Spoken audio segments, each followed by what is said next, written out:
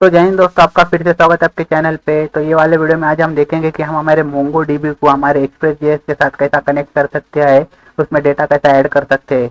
तो चलो देखते हैं। तो इसके लिए आपके पास ऑलरेडी नोड जेएस इंस्टॉल रहना चाहिए और उसके बाद जो मोंगो डीबी रहता है वो इंस्टॉल ऑलरेडी रहना चाहिए। उसके बाद की ये प्रोसेस है। तो यहाँ पे मैंने पहले से कोड करे वाला है। जो कोड मुझे लगेगा हम मतलब अपने को जो लगेगा कोड, हम यहाँ से उसे अनकमेंट करते जाएंगे। तो सिंपल, सब में पहले तो आपको क्या करना है, जहाँ पे भी आपका फोल्डर है बैकएंड का, वहाँ पे आ जाइए और आपके index dot JS file open कर लीजिए। ये आप देख सकते हैं मेरी यही है। और इसके बाद आपको क्या करना है, सब में पहले तो npm इंस्टॉल एक्सप्रेस, मतलब एक्सप्रेस को पहले इंस्टॉल कर लेना है। अब मेरा ऑलरेडी हुआ है, मैं फिर भी कर रहा हूँ। तो आप देख सकते हैं ये हो गया है। उसके बाद आपको क्या करना है, npm इंस्टॉल मोंगोस।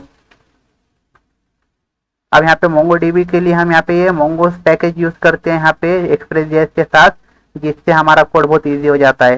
तो आप देख सकते हैं इसे भी इंस्टॉल कर लेना है। तो आपको ये दो पैकेज इंस्टॉल करने के बाद आपको क्या करना है, आपके इंडेक्स डॉट जेएस फाइल में आना है और आपको यहाँ पे इनको वेरिएबल में असाइन कर लेना है कुछ इस प्रकार, कॉन्स्ट एक्सप्रेस रिक्वायर एक्सप्रेस और कॉन्स्ट मोंगोस रिक्वायर मोंगोस। मतलब हम मोंगोस में से हमारे मोंगोस का जो भी रहेगा वहां से डेटा हमारे इसमें डाल दे रही है वाले वेरिएबल में। एक्सप्रेस का भी हम वैसा ही कर रहे हैं।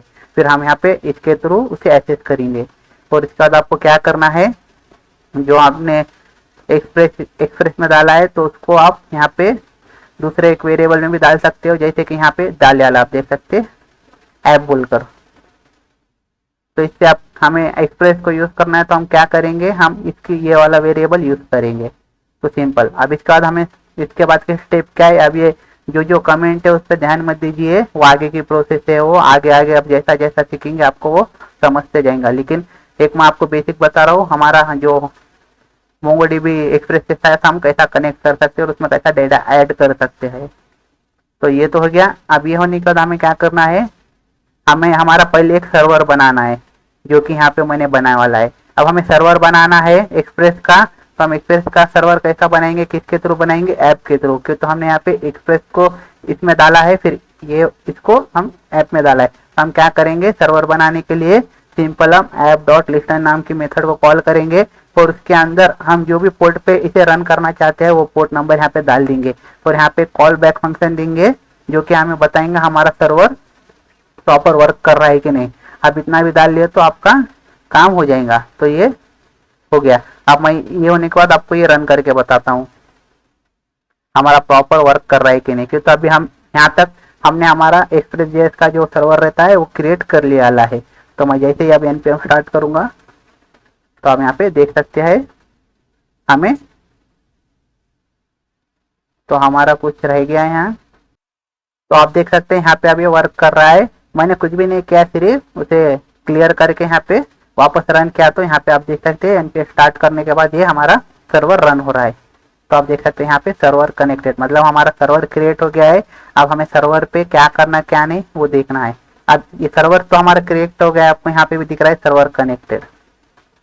अब ये होने के बाद हमें क्या करना है, हमारे मोंगोडीबी को हमारे ये सर्वर के साथ कनेक्ट करना है, ताकि हम हमारा जो भी डेटा है वो डेटाबेस में, मोंगोडीबी के डेटाबेस में वहाँ पे अपडेट कर सके या फिर स्टोर कर सके या फिर वहाँ से ले सके। तो इसके लिए हमें क्या करना है, सब में पहले तो जो अभी हमने मोंगोस पैकेज को इंस्टॉल करे थे ये मोंगोस को, तो सिंपल इसका यूज करके हमें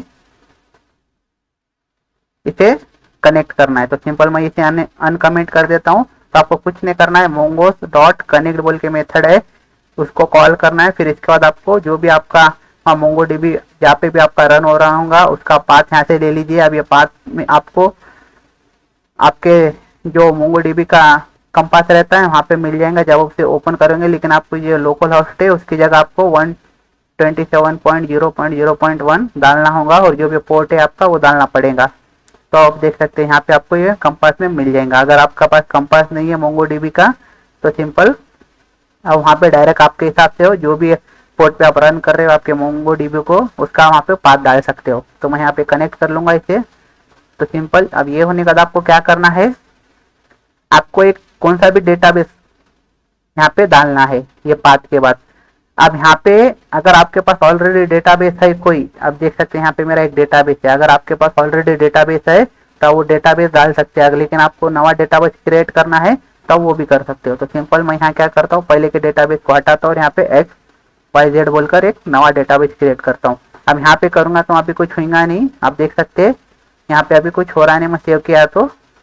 और यहाँ पे अभी हमारा सर्वर जो हमने अभी डेटाबेस डाले थे वो डेटाबेस वहाँ पे हमारा क्रिएट हुआ नहीं, कुछ हुआ नहीं अभी, लेकिन वो ऑटोमेटिक वहाँ पे जो आपका ये वाला डेटाबेस आप नवा डेटाबेस क्रिएट करना चाह रहे हो वो ऑटोमेटिक वहाँ पे क्रिएट हो जाएगा जब उसके अंदर कोई डेटा आएगा। मतलब अब आपको पता है जो हमारा ये वाला डेटाबेस है उसके अंदर हमारे टेबल या फिर मॉडल्स रहते हैं, तो उसके अंदर जैसा ही एक मॉडल या फिर वहाँ पे उसके अंदर टेबल हम क्रिएट कर लेंगे ये वाले डेटाबेस के अंदर जिसे अभी हम क्रिएट कर रहे हैं, वहाँ पे वो आपको ऑटोमेटिक दिखाई देगा। वो अभी आपको दिखेगा आगे चल के। तो आप देख सकते हैं, कुछ नहीं करना है आपको, ये डालने के बाद आपको डॉट देने के बाद console.log में MongoDB कनेक्टेड डालना है। अगर आपका सब प्रॉपर तरीके से आपका पोर्ट वो सब बराबर रहेगा तो आपको ये वाला मैसेज मिल जाएगा।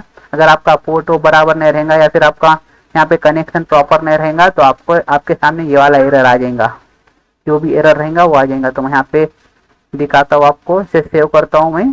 तो आप देख सकते हैं यहाँ पे कनेक्टेड नहीं दिखा रहा है कि तो वहाँ पे एरर आ गया है कि तो हम यहाँ से इसके के साथ छेड़छाड़ी करे वाला है। तो आपको कुछ नहीं करना है। अब आपको समझ में आ रहा है तो ठीक है, अगर समझ में नहीं आ रहा है तो अब जैसा का वैसा यहाँ से कॉपी पेस्ट करके भी डाल सकते हो। सिर्फ आपका डेटाबेस का नाम वो आप आपके हिसाब से डाल देना बस।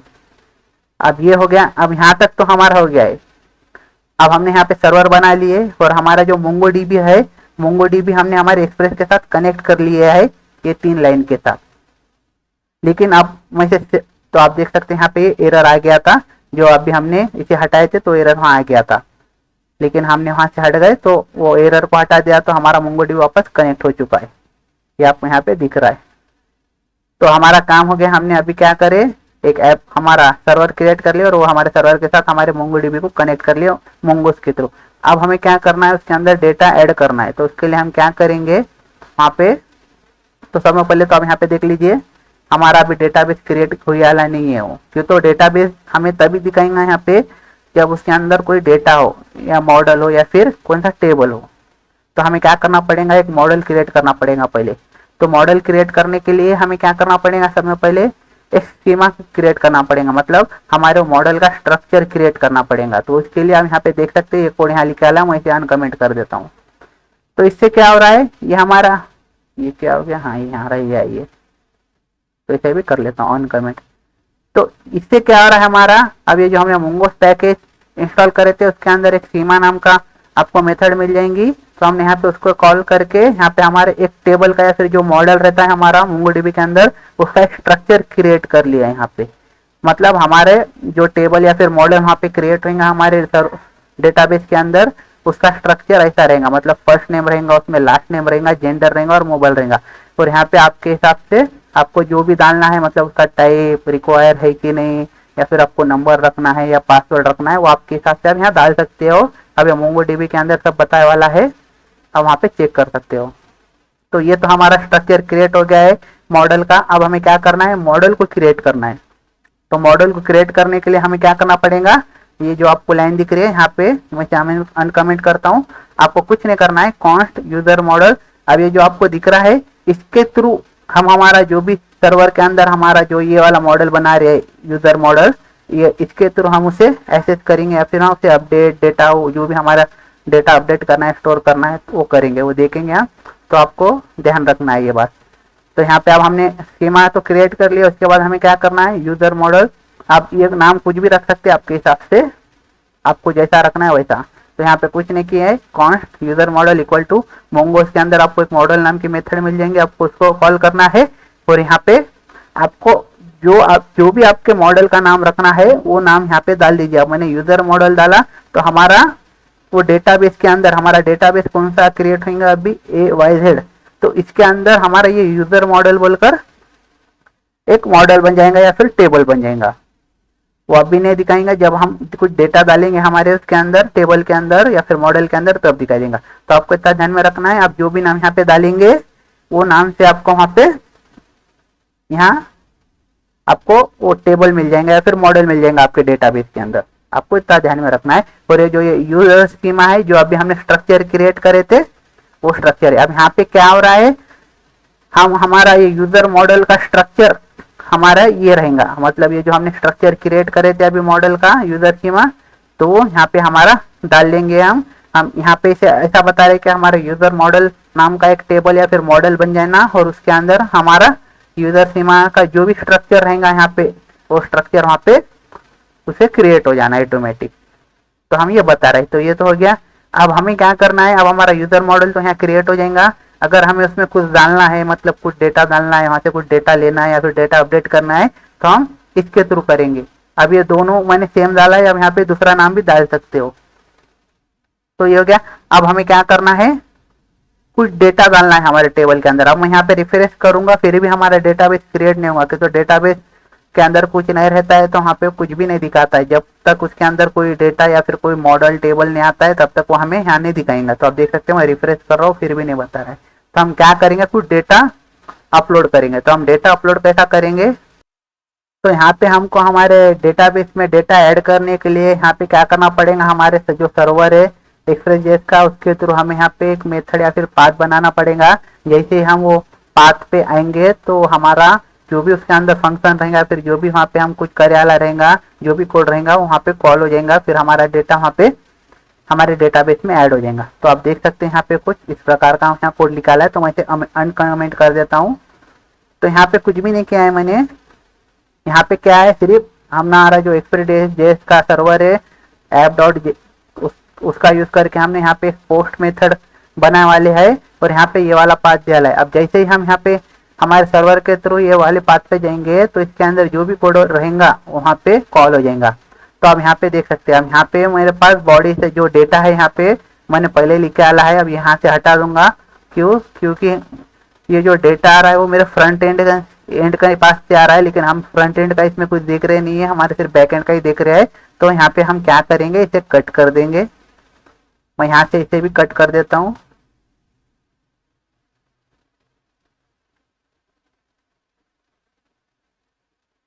अब हमें क्या करना है, हमारा जो डेटाबेस है वो डेटाबेस में हमारे जो मॉडल को क्रिएट करना है, और उसके अंदर हमें एक डॉक्यूमेंट क्रिएट करना है या फिर हमारा एक डेटा क्रिएट करना है। तो उसके लिए हम क्या करेंगे, अब मैंने आपको बताया था अगर हमें हमारे ये वाले मॉडल के अंदर या फिर टेबल के अंदर कुछ डेटा डालना है या फिर अपडेट करना है तो हमें क्या करना पड़ेगा, ये इसको यूज करना पड़ेगा। तो सिंपल हम इसको यूज करेंगे। तो यहाँ पे क्या करना है, हमें वो लिख लेना है यूजर मॉडल डॉट क्रिएट। अब इसकी मदद से हम क्या कर सकते हैं, जो भी हमने हमारा स्ट्रक्चर बनाया वाला मॉडल का उसके हिसाब से हम हमारा जो डेटा हमें डालना है हमारे टेबल के अंदर वो यहाँ पे डाल सकते हैं। जैसे कि हमारे ये वाले स्ट्रक्चर में क्या क्या डाले वाला है, फर्स्ट नेम है, लास्ट नेम है, जेंडर है, मोबाइल है। तो यहाँ पे हम क्या करेंगे, सिंपल पूरा डालेंगे। तो फर्स्ट नेम में हम डाल लेंगे यहाँ पे कुछ नाम डाल लेंगे, और उसके बाद मैं क्या करूंगा, यहाँ पे सिंपल लास्ट नेम में यादव डाल देता हूँ। तो यहाँ पे मैं इसे डबल कोट में ला लेता हूँ। अब जेंडर में मेल डाल देंगे हम, फिर यहाँ पे मोबाइल नंबर में कुछ एक रैंडम मोबाइल नंबर डाल देता हूँ मैं सिंपल। तो यहाँ से डॉट हटाना पड़ेगा। तो यहाँ पे हमने कुछ भी नहीं करे, सिर्फ हमारा जो हमने मॉडल क्रिएट करे थे उसके थ्रू हम हमारे मॉडल के अंदर हम डेटा ऐड करने की कोशिश कर रहे हैं। यहाँ पे हम दूसरा कुछ भी नहीं कर रहे। अब हमारे मॉडल के अंदर हम क्या क्या डालने वाले, फर्स्ट नेम आ गया है, लास्ट नेम आ गया है, जेंडर आ गया, मोबाइल आ गया है।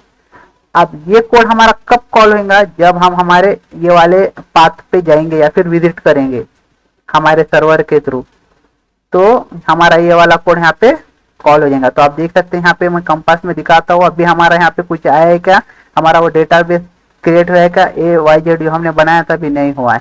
तो अब जैसे ही मैं यहाँ पे क्या करूंगा, अब ये तो हमारा रन हो गया, मैं वापस कर लेता हूँ रन। मैंने npm स्टार्ट कर लिया है। अब रन करने के बाद मैं क्या करता हूँ, मेरे ब्राउजर के ऊपर हमारा जो सर्वर है उसे रन करता हूँ। तो हमारा यहाँ पे आ जाएगा लोकल होस्ट 800, और हमारा पाथ कौन सा है यहाँ पे, मतलब हमने कौन से नाम से बनाया वाला है पाथ, ऐड यूजर। तो मैं यहाँ पे ऐड यूजर नाम से आ जाऊंगा और यहाँ पे एंटर मारूंगा, कैन नॉट गेट यूजर। तो यहाँ एरर क्या आ रहा है, तो यहाँ पे अभी जो हमें एरर दिखा रहा था वो एरर नहीं था, वो हमारा सर्वर रिस्टार्ट करना पड़ा। तो मैंने सर्वर रिस्टार्ट करने के बाद वो हो गया है। तो आप देख सकते हैं अभी हमारे मोंगोडीबी में कुछ भी नहीं है यहाँ पे, हमारा वो डेटाबेस क्रिएट वाला नहीं है। लेकिन आप जैसे ही मैं यहाँ पे जाऊंगा हमारे सर्वर पे और यहाँ पे ऐड यूजर को कॉल करूंगा और एंटर मारूंगा तो आप देख सकते हैं डेटा एडेड हो चुका है। और वो डेटा जो ऐड हुआ है हमारा, आप देख सकते हैं मैं जैसे ही रिफ्रेश मारूंगा तो यहाँ पे एक डेटाबेस आ गया है। वो डेटाबेस के अंदर वो यूजर मॉडल आ गया है और यूजर मॉडल के अंदर ये हमारा ये वाला डेटाबेस यहाँ पे ऐड हो चुका है, आप देख सकते हैं। तो यहाँ पे आप वापस देख लीजिए कोड एक बार। कुछ नहीं करे हमने, एक डेटाबेस समय पहले तो एक हमने सर्वर बना दिया एक्सप्रेस जेएस का, इसके थ्रू यहाँ पे हमने कनेक्ट कर दिए हमारे डेटाबेस को एक्सप्रेस के साथ। और उसके बाद हमने एक स्कीमा बनाया, मतलब एक स्ट्रक्चर बनाया हमारे मॉडल का या फिर टेबल का, उसको हमारे ये वाले मॉडल के साथ अटैच कर लिए है। बाद में ये वाले वेरिएबल का यूज करके हम हमारे डेटा को इसमें ऐड कर रहे हैं। अब जैसे ही मैं जितनी बार यहाँ पे इस पे मतलब जितनी बार मैं इस पे जाऊंगा, विजिट करूंगा ये वाले यूआरएल पे हमारे सर्वर के, उतनी बार ये डेटा ऑटोमेटिक ऐड होते रहेगा। अभी ऑटोमेटिक हो रहा है कि तो हम यहाँ पे मैन्युअली डेटा डाल दिया है, लेकिन हमें डेटा फ्रंट टू एंड से लाके ऐड करना पड़ता है हमारे सर्वर के अंदर। तो वो भी मैं आपको आने वाले वीडियो में बता दूंगा ऐसी इजी लैंग्वेज में। तो मैं वापस आपको एक बार दिखाता हूँ। अभी एक ही डेटा है तो मैं यहाँ क्या करता हूँ, रिफ्रेश मारता हूँ तो वापस सेम डेटा हमारा ऐड हो जाएगा, क्योंकि अभी हमने वहाँ पे कुछ कंडीशन है वो डाले वाला नहीं है। तो आप देख सकते हैं दूसरा डेटा भी यहाँ आ चुका है। तो वीडियो पसंद आता है तो आप लाइक सब्सक्राइब में शेयर कर सकते हो। Thanks for watching.